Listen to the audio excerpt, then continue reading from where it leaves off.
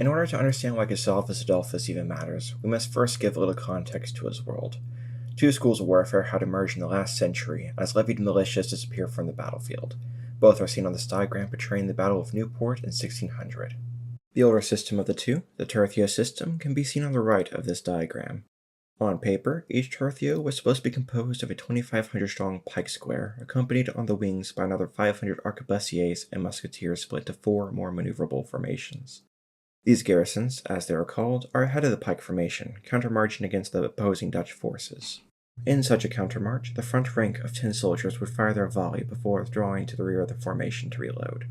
All 25 ranks would repeat this in succession, creating a continuous blanket of fire across the battlefield.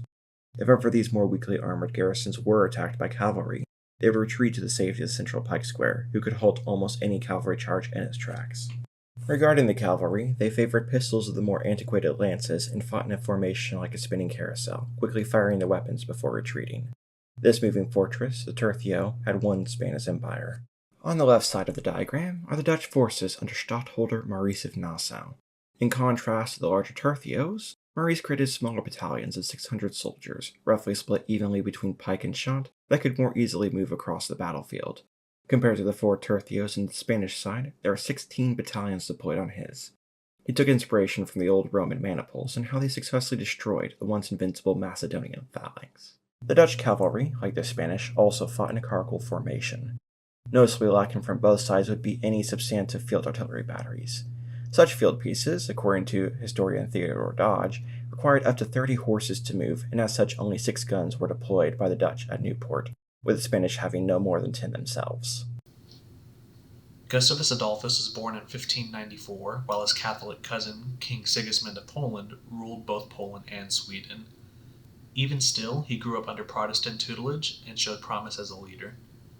He was apparently obsessed with the current military revolution in Europe and would consume any military document that he could find. It was in this time that he developed his fascination for Maurice of Nassau's military reforms, and he attempted to improve upon the Nassau school's shortcoming. His father, after taking the throne, would let Gustavus take part in his council meetings at the age of 10, and even serve as the commander in some battles at the age of 15. In 1611, at the age of 17, he would succeed his father as King of Sweden. When Gustavus Adolphus took the throne, his nation was embroiled in 3 separate wars. Impoverished and undisciplined from many decades of war, Gustavus needed to somehow find reprieve to rebuild his army. In this regard, he first signed an armistice with his cousin King Sigismund of Poland, who still wanted back the Swedish throne, and bludgeoned the Danes until they were ready to make peace, status quo ante bellum. He even brought the fight to the Danish capital of Copenhagen, only for them to raid his own hinterland. Lastly, he managed to win an overwhelming victory over the Russians and bought himself 3 years to rebuild his armies.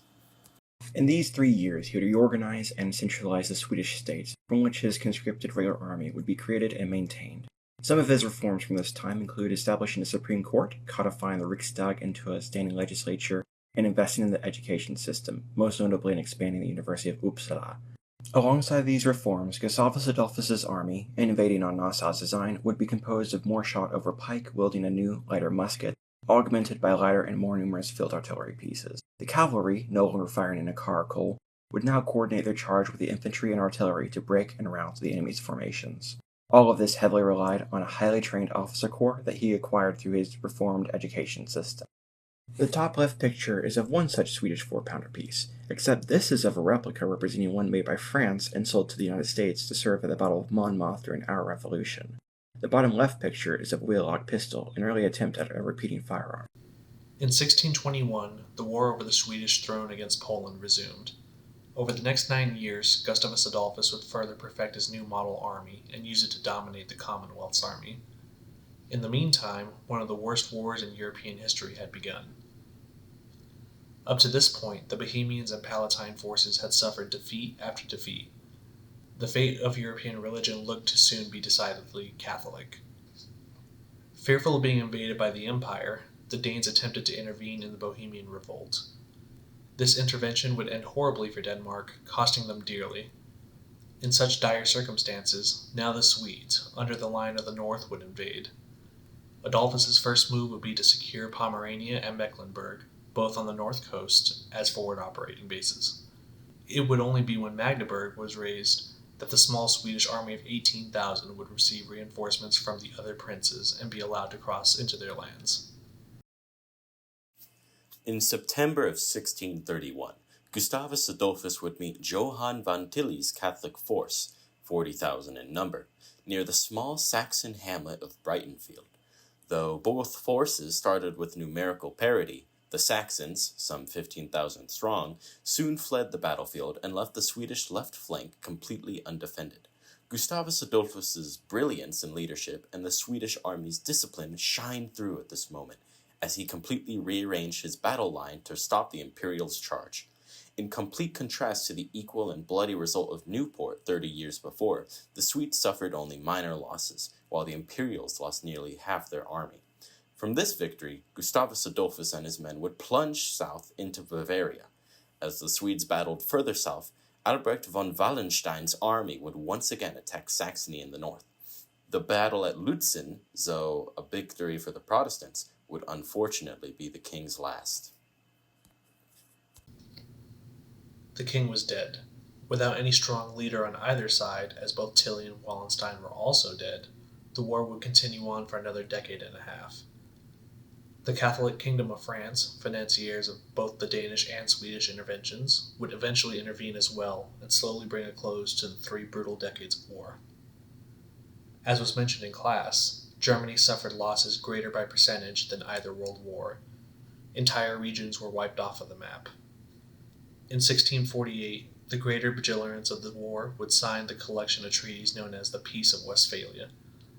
From these treaties, in short, the powers of Europe would begin to recognize the nation-state as an institution separate from the ruling family, religion as separate from the state, and balance of power between great powers as a necessary tool to maintain peace.